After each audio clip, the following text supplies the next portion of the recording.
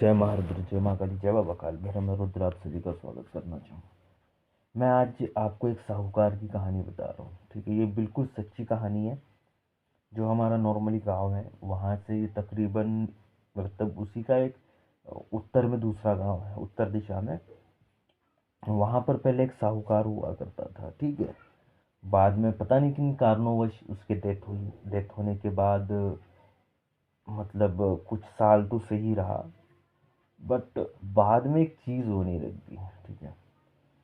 मतलब उसका एक खेत है, मतलब उसके गांव से दक्षिण की ओर, मतलब हमारा गांव पड़ता है, तो उस साइड में हुआ ऐसे कि उसका खेत है, तो वहीं पर उसे जलाया गया था। शमशान, ठीक है, शमशान में नहीं जलाया गया था, और उस गांव में शमशान भी नहीं है। था एक नदी के किनारे, तो वो भी अभी बंद हो चुका है, मतलब लोग खेतों में जलाते ज़्यादातर। तो हुआ ऐसे 2-3 साल तो बिल्कुल नॉर्मल रहा, वहाँ पर कोई भूतिया वगैरह कुछ नहीं होता था। और मज़े की बात ऐसी है कि वहाँ पर ना 3 गांवों की सरहद मिलती थी, मतलब शेयर करते थे 3 गांव अपनी सरहद।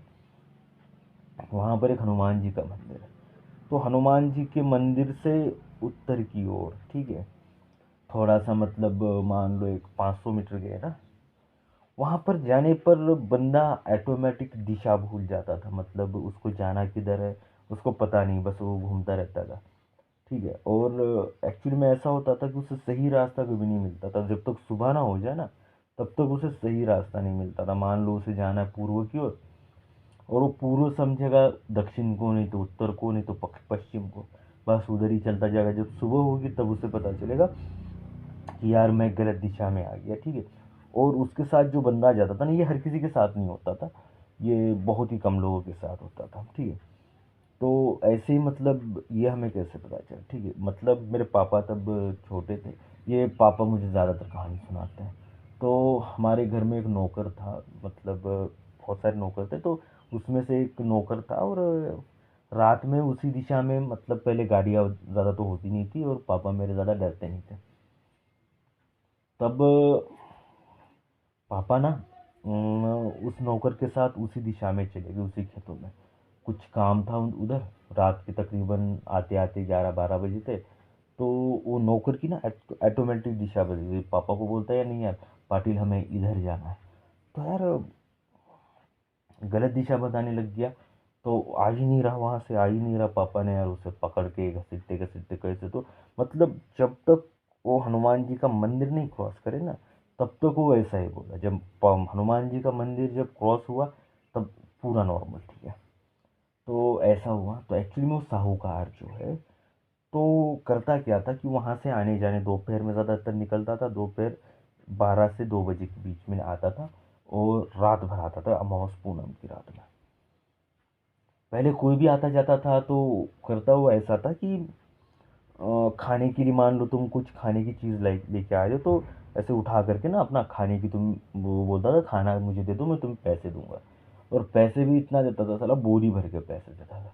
तो खाना भी ना दिया, बोरी भर के पैसे ले लिए उससे। तो जैसे घर आकर के तुमने देख लिया, तो वो पैसे पूरे कोयले में बदल जाते थे। तो ऐसा हमारे भी गांव के तकरीबन 15-16 लोगों के साथ हुआ।